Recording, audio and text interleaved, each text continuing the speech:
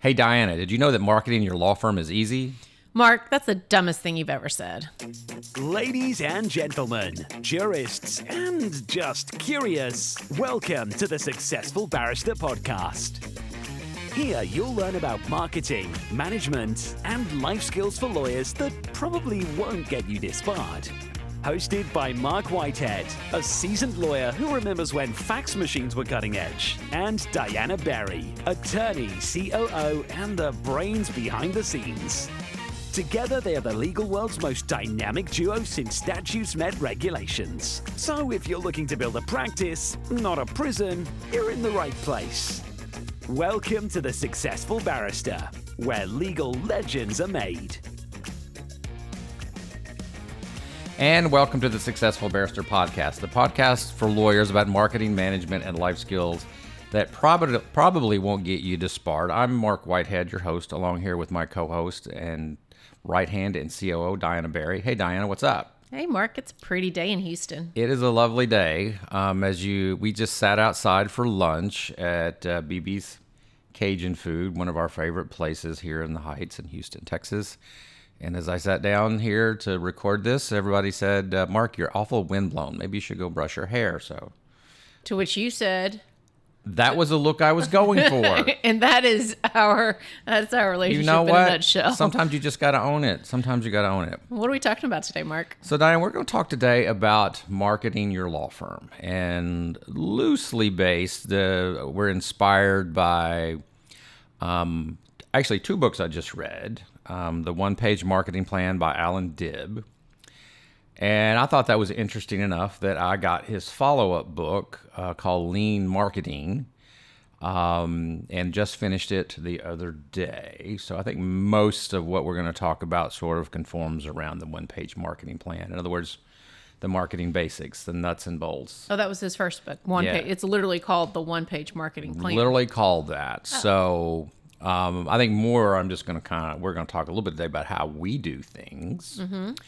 But I'm sure that we will intersperse some of the wisdoms of the one-page marketing plan throughout here. A lot of the one-page marketing plan is really the blocking and tackling, the basics, stuff that if you think about it, is kind of marketing 101. But the problem is that we start getting in the whirlwind of the day-to-day practice and we forget the basics. Mm-hmm. So I'm going to kind of relate this to how we do things here. So I think the basic theme that I really liked about the book and kind of how I related it to myself is the concept of using leverage within your marketing program. And, what that really means is figuring out things that work and scaling them, to make them more efficient. I like the word leverage. So implementing scalable, leveraged marketing systems as opposed to what I would call random acts of marketing. And this was the thing that always frustrated me as a young lawyer. You would go to these seminars and supposedly there would be some really fabulous lawyer that had been really successful was supposed to get up there and tell you how he got his cases. And they would get up there inevitably and tell some war story about how they happened to be in line at the supermarket and somebody asked him what they did and he said, I'm a lawyer. And they said, oh, I need a lawyer. And he handed him a card and they got $1 million case out of the deal. Okay, you can't systematize going to the grocery store and giving out your card. It is just what I would call a random act of marketing, but that's what they would always talk about. And I would get so frustrated with that because I knew they knew more. They're just not telling their secrets, They're not telling how they develop business because they just want to be the great lawyer and have you send them all the business. So it was always frustrating back then. So what I realized is that over time is I had to start looking outside the legal industry. How do other industries market themselves? Because we're no different. We're in a services industry. You turn the TV on every day. There's all kind of service industries out there advertising. There's plumbers on TV. There's pest control people on TV. There's God knows what out there, medical facilities, medical providers on TV. For professional services. I mean, even accounting firms are up on the television or wherever. You see them everywhere. So I quickly learned that you will quickly go broke if you're going to rely on random acts of marketing. You need to have a systematized way to generate constant and consistent volume of leads, and a certain percentage of those leads are going to turn into active cases, and that's how you need to approach it. And that's when I looked at this and started thinking about how the concept of what he's talking about leveraging marketing, what he's really talking about is finding something that works and make it repeatable over and over and over again until you develop a steady pipeline of leads. So yeah, and I didn't read this book, so I did a quick cheat sheet. And surprisingly, I know I didn't read the book. But I didn't read the marketing book. He breaks his marketing plan into 3 phases. Is that correct? What are the 3 phases, Mark? So the 3 phases: number 1, attracting prospects. In other words, getting attention. Secondly, converting those prospects into actual paying clients, or in our world, a contingency fee. Clients that sign the contingency fee. Intake. And then thirdly, doing such a great job for these people that they become raving advocates for you. They become your new marketing system. Referrals. Oh, so It's like its own little small flywheel. Its own little small flywheel effect. That's really what it's all about. When you start thinking about that, we're in a service business, but what are we really doing? What are we really selling? And in his second book, Lean Marketing, he talked about the 7 things that people really buy. And of the 7 things that people really buy, 2 of them relate to the area of law. So, we don't sell luxury goods. Oh. We don't sell status necessarily. Those are some of the psychological things behind selling. There's 2 things that I picked out. Number 1, we sell solutions to complex problems. Mm-hmm. This is what we sell. The other thing that we sell, I think frequently that people overlook, is that we sell time and convenience. Because a lot of things we do, in theory, the client could do for themselves. I always said our biggest competitor is not other lawyers. Our biggest competitor is clients thinking that they can do it themselves. Mm-hmm.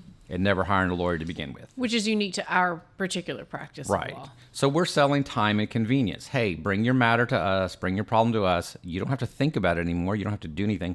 We will take care of it for you. Mm-hmm. So I think those are the 2 touchstones when you're marketing yourself, that those are the things that you're really selling to people. Those are the emotional and psychological touch points that Allan Dib kind of brought out in his second book that we really need to hone in on and focus on. So what are we selling?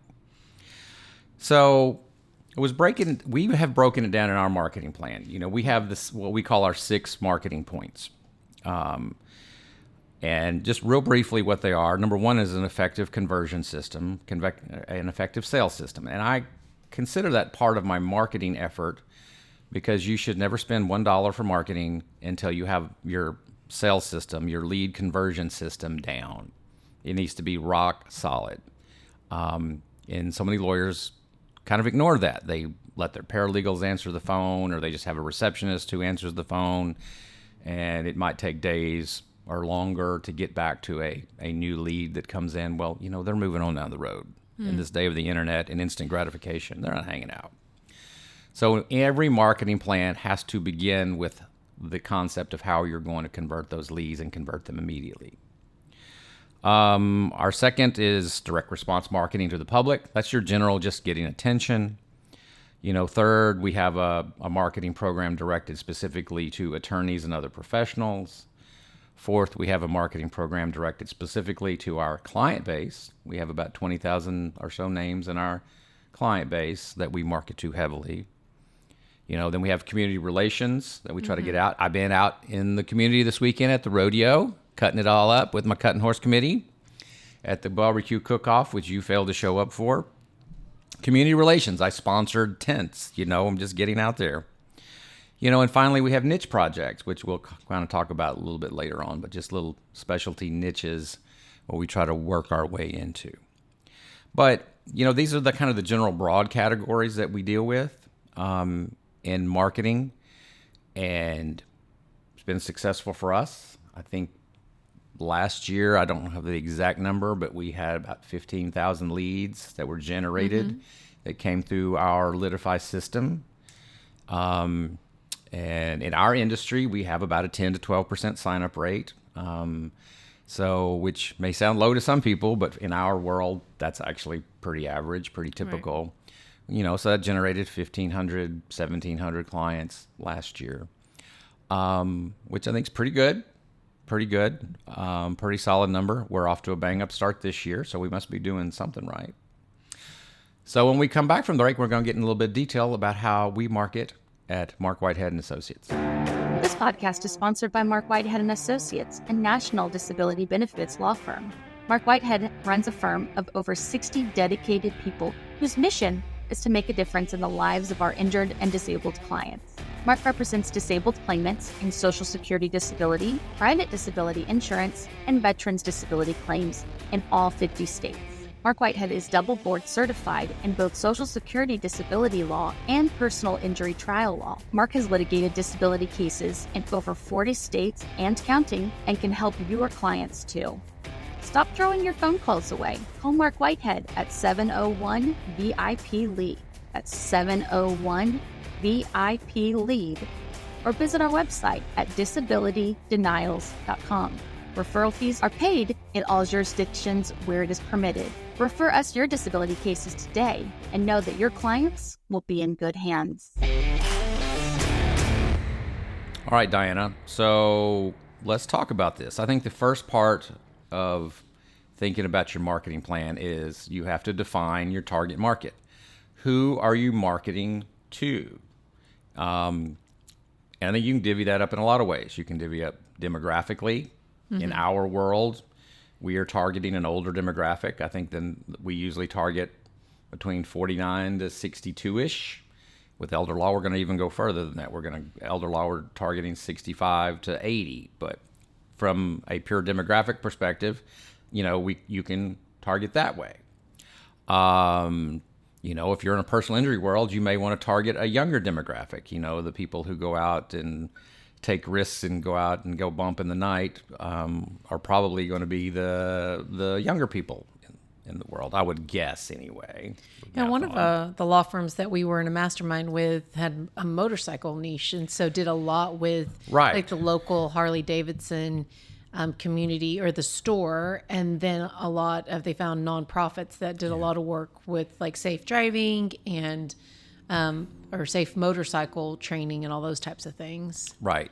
Anytime you can segment out a population by whatever criteria you can come up with, whether it be age, whether it be occupation, whether it be like habits or hobbies like cyclists, motorcyclists, whatever, it becomes easier to market to that niche than just generally to the public. Well, and develop relationships with partners. Right, and develop partners. So, for example, if you're doing elder law, we're going to try to start networking with financial planners in that niche. Okay, so, if you're doing personal injury work, I know a lot of people try to niche into groups that serve, the chiropractic community, things like that. So, whatever niche you can get into. But really, from there, you have to develop what's, your unique selling proposition. What makes you unique? Why, if this client actually hired you, or at least found you, why would they pick you over the dozens of other lawyers that pop up, on the internet or wherever they happen to be looking at? So what's our USP, Mark? Our unique selling proposition? So a unique selling proposition, what makes you unique? So ours is a little bit different because there's been a lot of focus groups around how to litigate our type of claim, which is a disability denial. So what is the basic crux of that? Somebody, either a governmental entity, the VA or the Social Security Administration, or some private insurance company, made a promise. That's what a contract is. Mm-hmm. They made a promise that if you pay your FICA taxes, or you serve your country, or you pay your insurance premiums, if you do that, In turn, if you become disabled, I will take care of you. So everything we do revolves around that promise. And then ultimately that denial of that promise. In other words, so our USP is you counted on the promise to pay, make them keep it. And of course, then we throw in, we've been making them keep their promises for over 30 years. So ours contemplates a pre-existing relationship and somebody has broken a promise. You know, in the trigger for that is the denial letter. Our clients get a denial letter. They've made a claim against the promise that was made to them, and the insurance company or the governmental entity denied it, and they have this denial letter in hand. That's the trigger that makes them want to call. I was doing a little research on some other USPs that I see running around, and they, you know, here's some ones that stick out to me. And I know a lot of people are offended by this one, but Morgan and Morgan, the biggest PI law firm in the country, you know, what is their USP? Size matters. You know, they're using the double entendre, but think about it. It's 2 words, and it's extremely memorable. It's something that's catchy on a 15-second TV ad, or, you know, when you're flying down the highway and you see a billboard. It's very catchy. Size matters. Jim Adler here in Houston, our favorite, his moniker is the Texas Hammer. Everybody knows Jim Adler's the Texas Hammer. Everybody knows. It's on his billboards. He's on his billboards. Probably more so than his name, I think. Sometimes. I think people know the Texas Hammer before they know his name. Yep. And of course, type in the Texas Hammer, and there he comes up, pops up. I like this one, Veterans Fighting for Veterans. Now, this is in the VA world. Wish I could use this one, but I can't. But it's I thought it was a very effective USP. Veterans Fighting for Veterans. Here's one that from a PI firm, from a criminal defense firm, defending your rights, protecting your future. I like that one a lot. Yeah. That's very descriptive, and I think this came from a criminal law firm. I can't remember exactly who it came from, but I really liked it. But what is that message? What is that unique selling proposition that you can just get out and you can whip out, you know, in just a few words or less? Ours is a little bit long. However, since most of what we do is internet marketing, where we don't have to fit it into a 15-second TV spot or a billboard, we don't do any of that. So I like how you counted on their promise to pay. Few more words, but you know it works for the internet. All right, so now you have your USP, you have your quick message. How do you get it out to the world? How do you get it out in a way that you can leverage, that you can systematize, that you can get it out to a broad audience? In other words, what marketing channel are you going to use? And there is a bunch of them, I can tell you that. And a lot of them are quite pricey. Yeah, a lot more now with the increase of, technology and being able to segment. Okay, so I'll quiz you as a non-marketing person, since you're in the operation side. Thank you for acknowledging my limitations. Well, that's kind of what I want, because so almost as a lay person, when you're not in the law office, what do you notice? What marketing channels do you particularly notice that stand out to you? Oh, I'm going to have some of that dead air you hate. I don't know. I've been listening to a bunch of podcasts lately, so those, whatever sponsor, though I do also tend to fast forward through the sponsorship sometimes. So okay, well, there's one, podcasting. Now that's not one we obviously have a podcast and talk about a niche. I mean, our podcast is developed specifically. Social media ads, they target. So if I go on if I go to Sephora, then they'll follow me everywhere else and tell me that I need to go back and buy something. So that's classic pay-per-click retargeting. Yeah. Yes, so you're being retargeted. That is sometimes can be extremely effective marketing channel. You don't watch a whole lot of TV, I've noticed. I don't. Okay. No judgment in that tone there, Mark. Do you listen to the radio? Sometimes, but again, the minute I get an ad, I'm just going to change the station. So you're the kind of person that marketers hate. I am. Because you're that tough nut to crack. I really am. And also, I don't really do billboards because... Yes, you do. I do see them. You see them. You just don't think about it. You're right. I don't think about it. Yes, you just don't think about it. I do think about it because This is your strike zone. I just sit here and every billboard I see, I study and I'm amazed by how bad they are. They are so bad they good? Try to put, the good ones say, like Morgan just says size matters. The bad ones try to fit, a telephone book worth of information, into one billboard, and they become so cluttered, they become just practically useless. This is a common thing that I see. They always, in depositions, you're always supposed to say one question, one fact. Well, in the advertising world, one billboard, one fact. Quit trying to jam everything in there. So is this how sometimes I'm like, Mark, this is a great idea. And you're like, yeah, it's a great idea, but how am I going to get it out there when you're like, yeah, I don't have a distribution? You have to have a distribution channel. All right. So what are your favorite distribution channels? All right. So the one that has made the most money for me over the years is simply search engine optimization work, or basically promoting our website organically. The Google gods. The Google gods. Yes, you have to pay homage to the Google gods. It doesn't matter where somebody hears about you, they're still going to Google you, okay? Oh, yeah. More than likely, if they just have a problem, they're going to type their problem into Google, and Google's going to spit out some form of AI answer, and it will also spit out a bunch of ads on the side or a bunch of organic listings. You've got to be in that mix. Or at least hopefully they'll link. Right. Google will now link their AI answer to a website. So last year, I got the statistics. I have them right in front of me. Last year we spent, where'd it go? Here we go. Last year we spent about $230,000 on our SEO program to basically optimize our website to be found organically.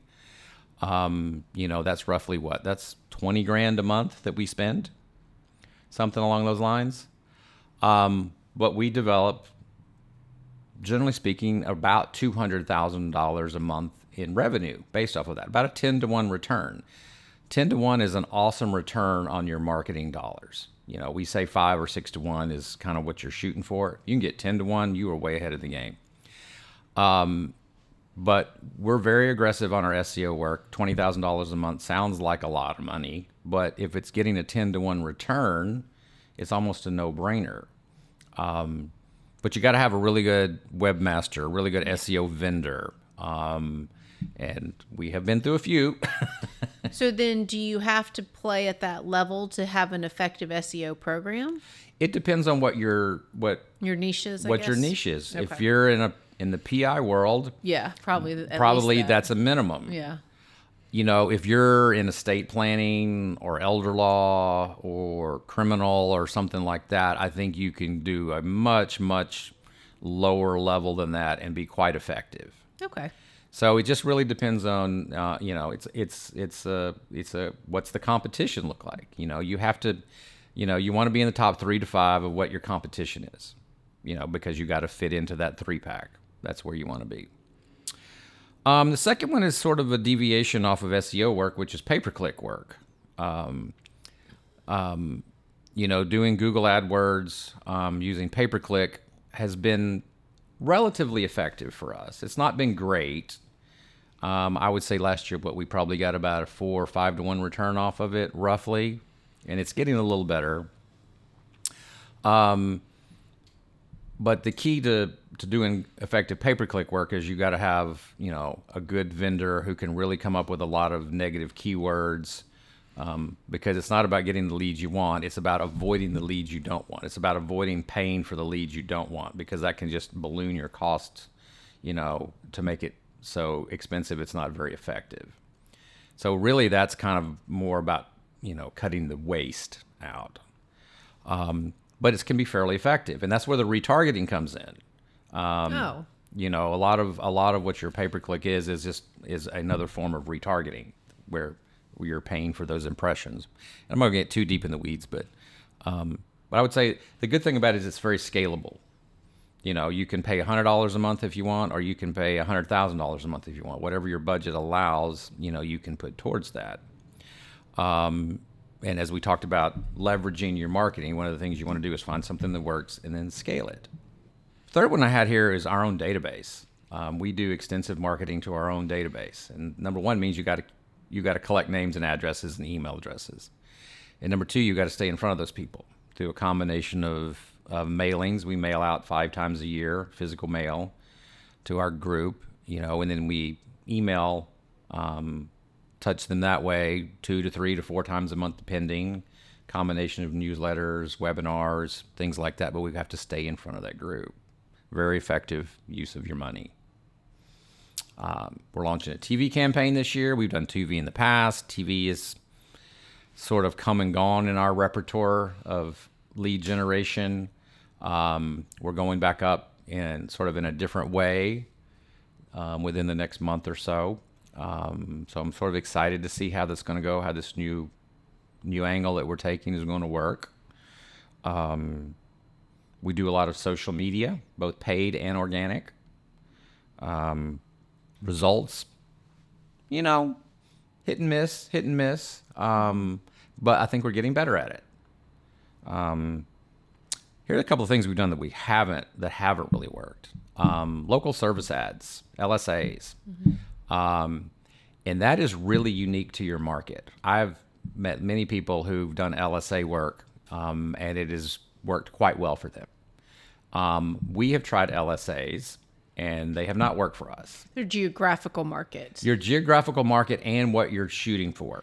The type of So we haven't found anyone that's done any disability that's been successful. Right. I have spoken to 2 other disability firms that have tried LSAs, and it hasn't worked for them either. In either or any geographical in any geographical area, and it just hasn't worked well for them. I know PI lawyers have used it, and it's worked very well. And I think the reason is the options and the targeting in the disability world are so limited because you don't get to, unlike pay-per-click where you can set up your own terms, your own search terms, keywords, in LSAs you have to use the ones that Google provides you, and Google just hasn't done a good job of providing relevant keywords for the disability world as opposed to the PI world. Apparently they have done a better job, at least from what I've heard. What's next on our list? Capturing and nurturing those leads that I guess you bring in through your marketing distribution channel. Exactly. So we have an intake department, and you have worked a lot with the intake department lately. Yeah, it's been a lot of fun. What did you find down there? That's a great question, Mark. Intake's a lot of fun because, it's not gaming the system, but it's a lot of just trying to find efficiencies. You've already created an incredible intake team with a lot of processes. You've worked well with a lot of intake trainers. So it's kind of hard to find new ways to just up our game even a little bit more. But leveraging technology, I think, has been one of the ways that we've been able to see some changes in intake recently. We moved, as you know, to Dialpad, which gave us an AI component, increased reporting than from our prior vendor. And just being able to track data better, I think, has just been able to help us keep the important things important. Right. So roughly the intake department screens 1,500 to 2,000 leads a month that come through the system. And they generally come into the system in one of 2 ways. Either they come in through a live call, and we stress it's just so critical that we answer that live call. We don't want it to go to the answering service. We don't want it to roll over. You need to pick up that live call when it comes in because that's the best opportunity to get the client, impress the client with your punctuality and get that client, if they qualify, to sign on the bottom line. The second one is they'll come in through form fills, through different internet lead sources that we have. They'll fill out a form.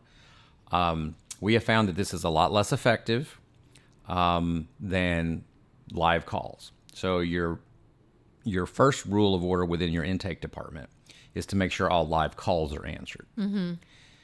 The second rule of thumb is that if a form does come in through the system, that somebody needs to respond within 5 minutes. That's our standard. Now, we don't always meet that standard, and when we don't meet that standard, the results are kind of obvious. It becomes harder and harder and harder to get that client on the phone. For every 5 minutes you wait, the odds of you getting that person on the phone are going down and down and down. So speed is the key in the intake department. The second key is to do a good, thorough review of the facts and do a good job of converting that person into what we call a one-call close. In other words, if that person is qualified, we want to sign them up via some form of DocuSign right there on the phone. We don't want to let them off the phone. Sign them immediately. In the old days, we used to send people out to their house, or we would have them come into the office. Mail them packets. But now it's technology. That is so 1990. Nowadays, it's about getting the document to them on their phone.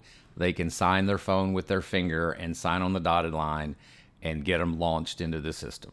That's the name of the game today. It's just speed. So to do that, we have a marketing manager, and we have roughly 10 intake specialists down there, working away, answering all these calls. And I think we do a great job, but we could always do better. Always looking for if we could just do 1 or 2% better, that would make such a huge difference in the bottom line. Yep. Incremental changes. It's made a difference, I think. Yeah. So what are we going to talk about when we come back from the break? So when we come back from the break, we're going to shift gears a little bit and talk about the next part of this little mini flywheel, which is turning the clients that you do have into stark raving fans, where they will go out and proselytize, if that's the right word. I don't know. We'll Google that. We're going to Google this. Maybe what evangelize? That's it's getting worse. It's getting worse. Where they become your biggest proponents. Yes, in the market. They can become your biggest proponents. So we're going to talk about that when we get back. I'm Marc Whitehead, a lawyer, entrepreneur, and business coach. Thanks so much for tuning into the Successful Barrister Podcast. We have a blast creating it, and I hope you find it helpful. If our chats have sparked your interest, I'd love to hear from you. Shoot me an email at marc@marcwhitehead.com. That's Marc spelled with a C. Enjoying the Successful Barrister newsletter. Even better, let's hop on a call. I'd love to chat about how we can collaborate, share ideas, or just catch up. All right, Diana. So we've talked about how to generate attention. We've talked about a message, the USP, to get people to find the right people, to find motivated the right clients. to do whatever we want them to do. Either we want them to call us or fill out the form or basically the call to action. So now we've got them in the fold. We've signed them up. Okay. But here's where the real work has to begin. And you have to involve, I think, your entire process, your entire staff, into providing exceptional customer service. Because exceptional customer service actually is your best marketing channel, I believe. Because you want to turn your current clients, who actually get to see you in action, they get to see you perform. You want to turn them into the raving fans that will go out and tell the world about how great you are. You're basically creating lifetime value in a client.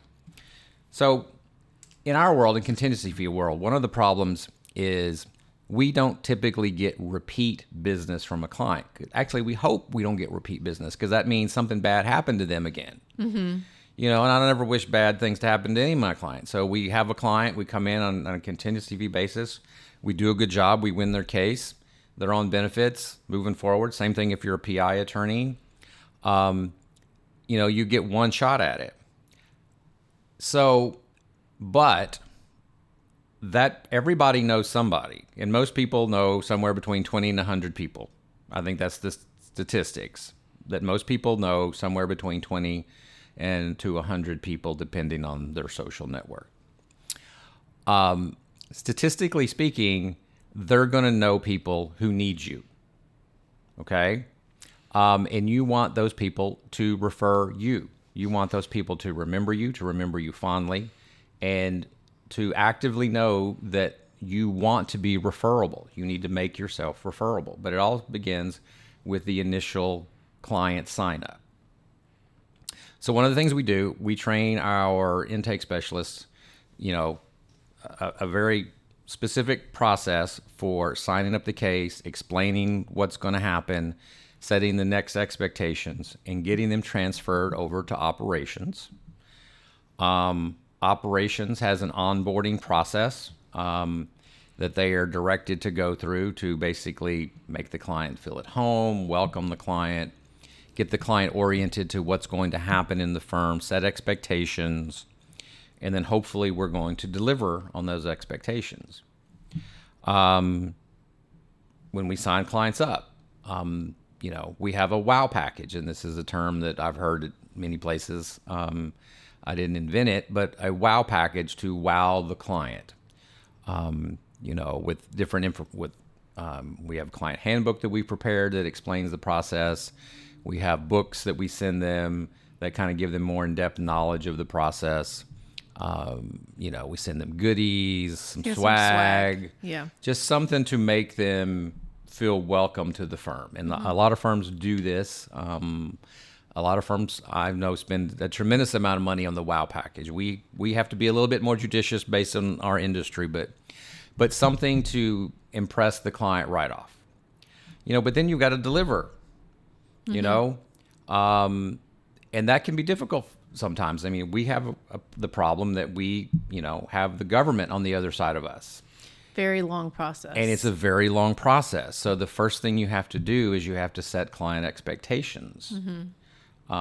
This is part of marketing, okay? Because if the client, expectations are not met, their opinion of you is going to go down drastically, and therefore their value as a lifetime client is going to go down drastically. So it's really important to make sure that your operations people understand that they are actually part of the marketing process.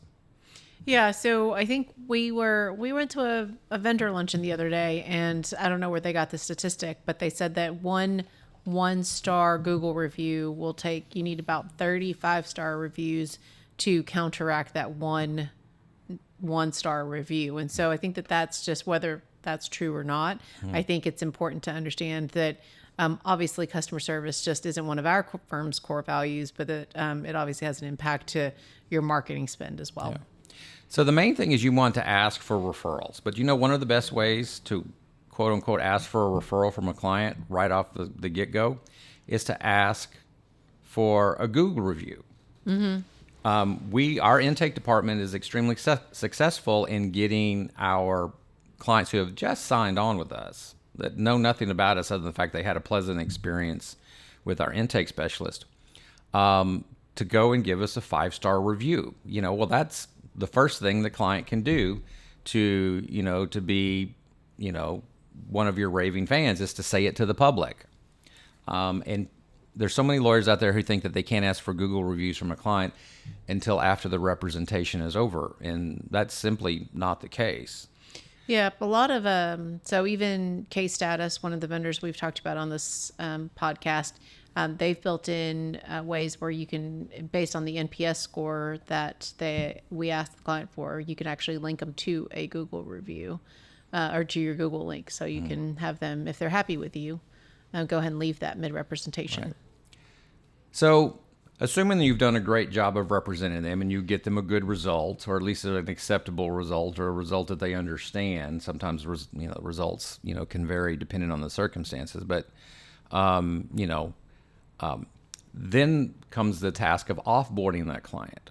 And offboarding is just as important as onboarding when it comes to their lifetime value as a client. They need to be fully explained about the case. You need to try to figure out how to make them understand the representation, what we did, how we got this result. And then I train my clients, my lawyers at the end, to cross-sell the client at that point. Hey, our representation is over, but if you need anything, you call us. We never charge a client to talk to them on the phone. That offer is good for life. All we ask in return is if you ever know anybody that needs our services, if you would have them give us a call, or if you would give us a call and let them know. You always end with that little cross-sell at the end of the representation.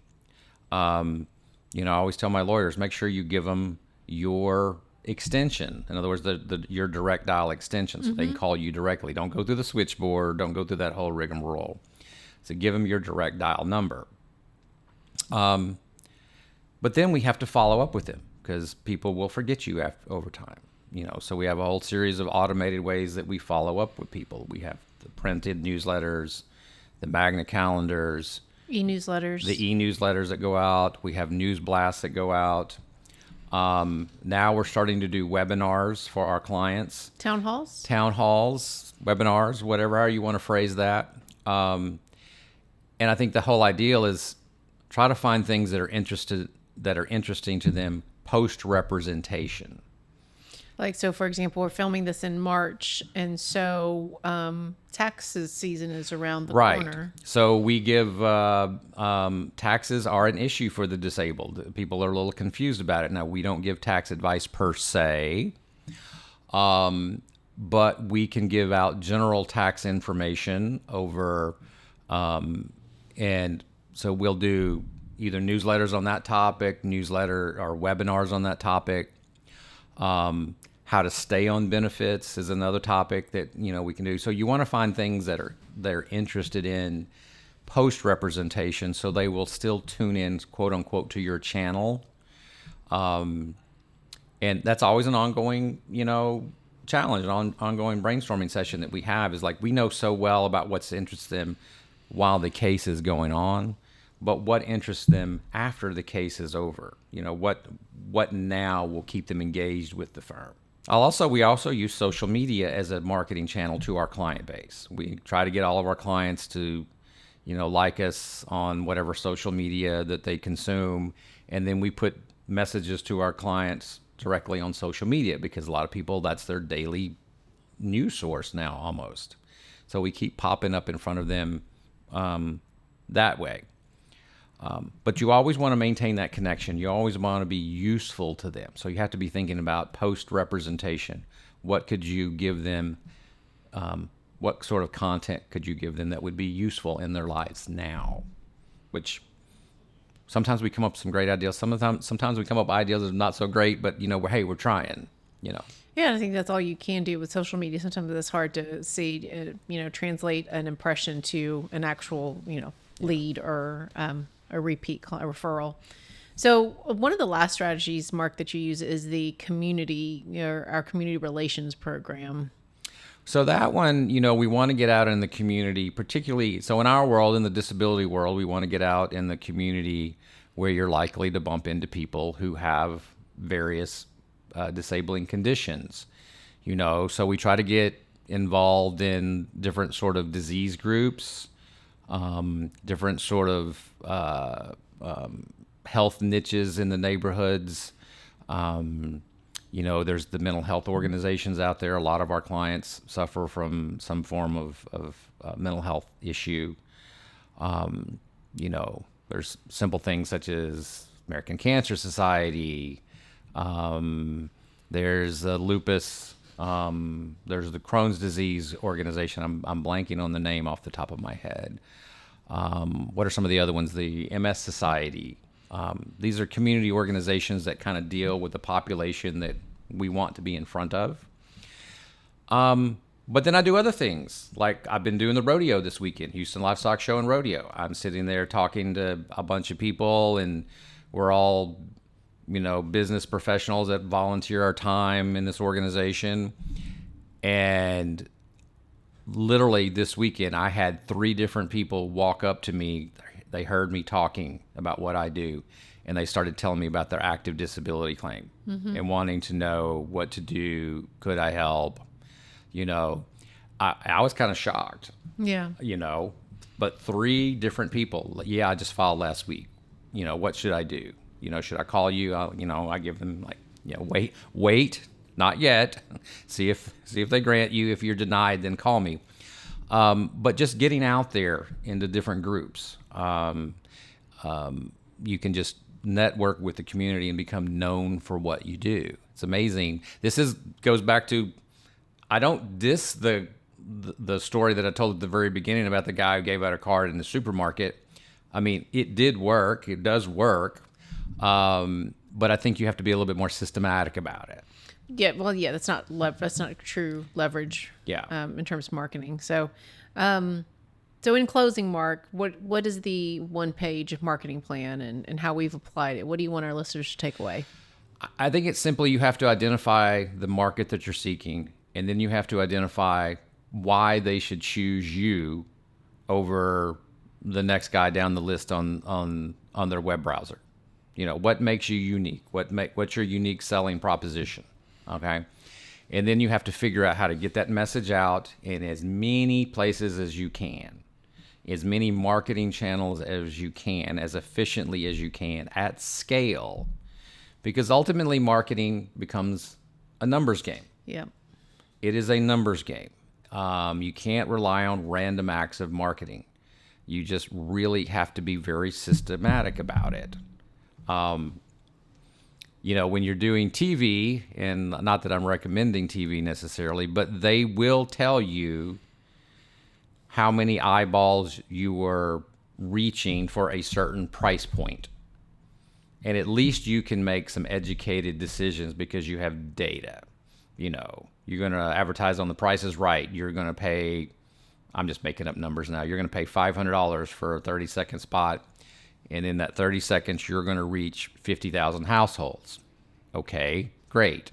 What are your demographics? What is the age bracket that the Price is Right targets? Is that the right demographic? Point is you know, when you're getting your message out there, you want to get it out there as much as you can, and you want to get it out there as efficiently as you can, because everything has a cost, whether it's money or whether it's your time.